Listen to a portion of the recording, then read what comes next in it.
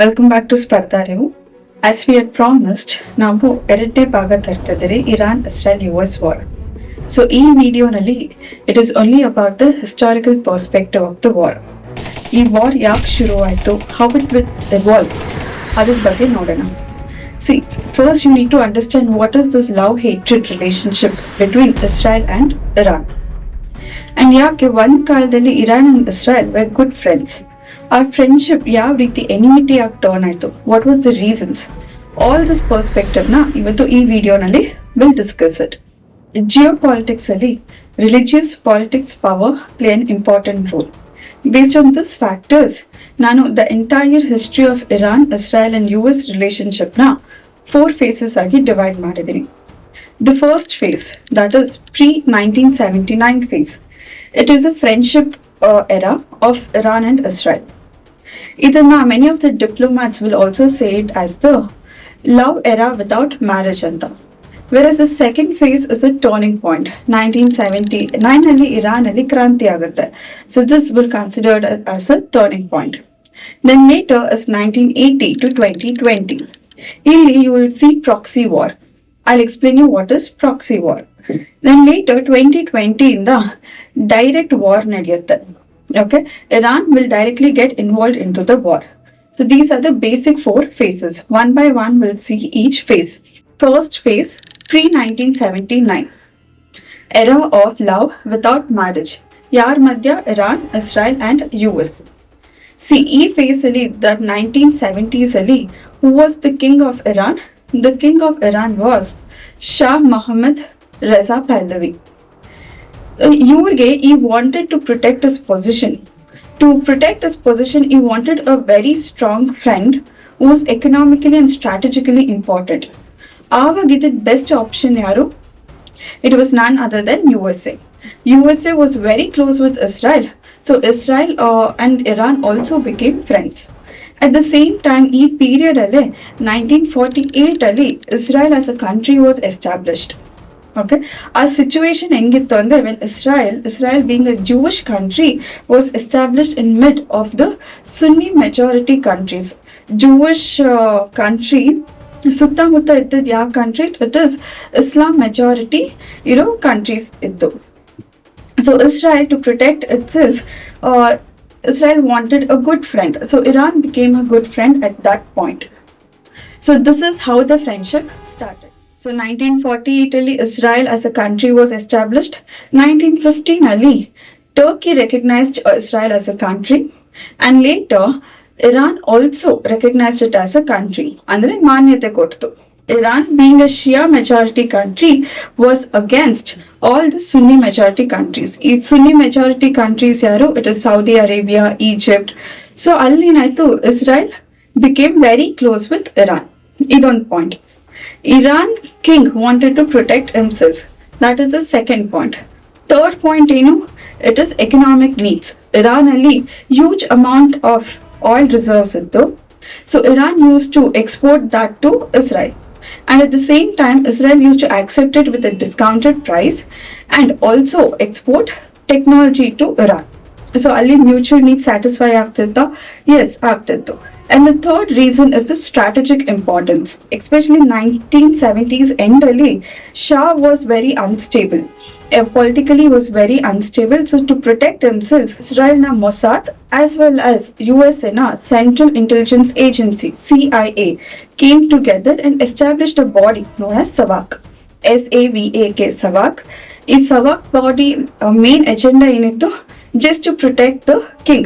Shah Pahlaviನ protect ಮಾಡಕ್ಕೆ this body was established, and this is how the friendship started.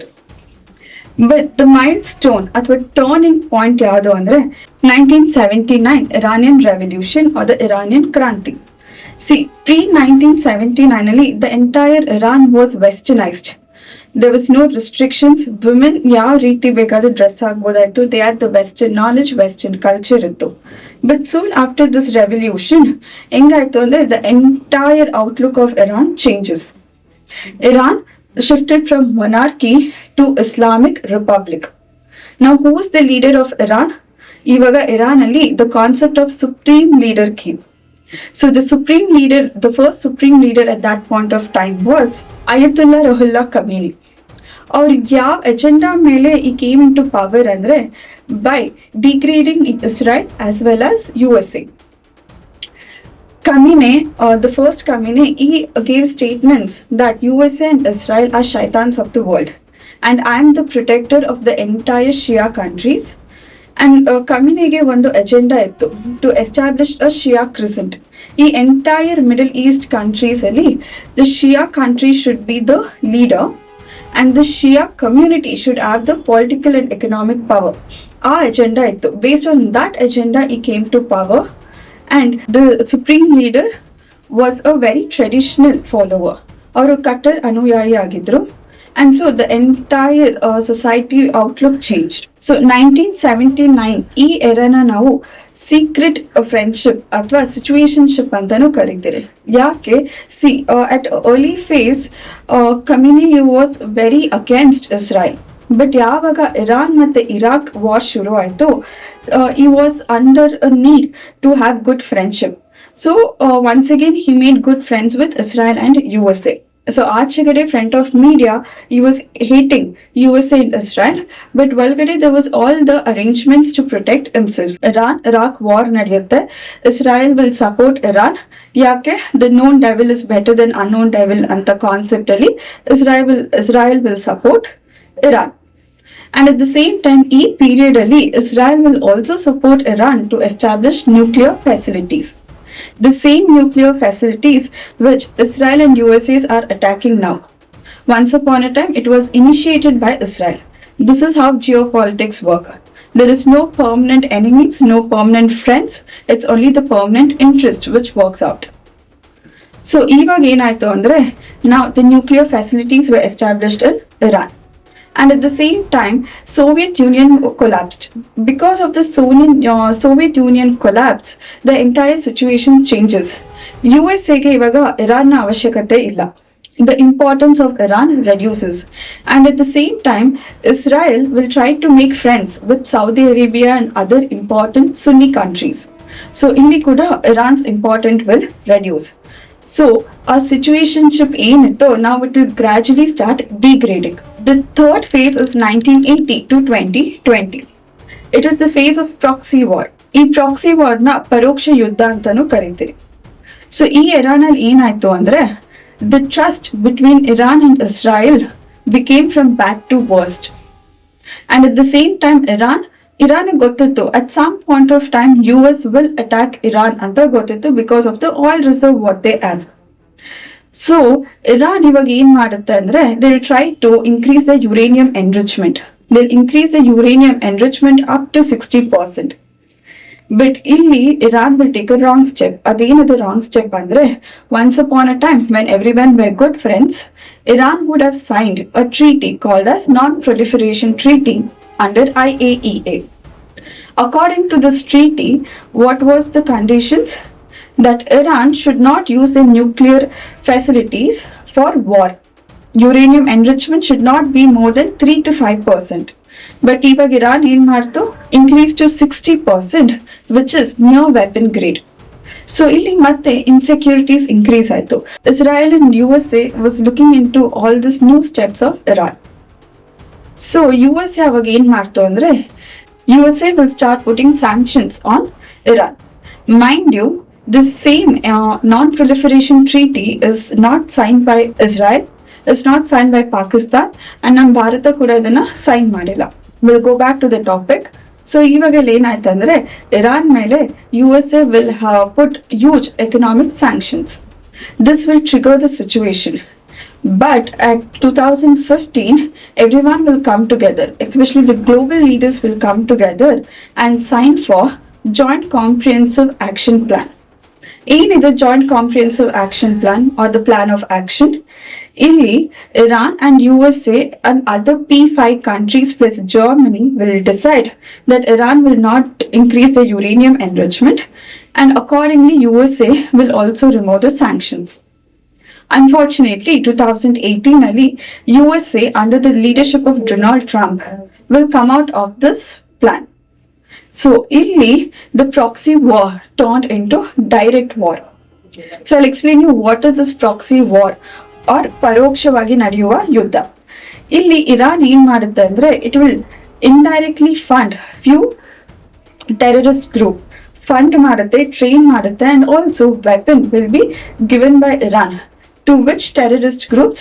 Hezbollah, Houthis of Yemen, Hezbollah of Lebanon, and Hamas of Syria.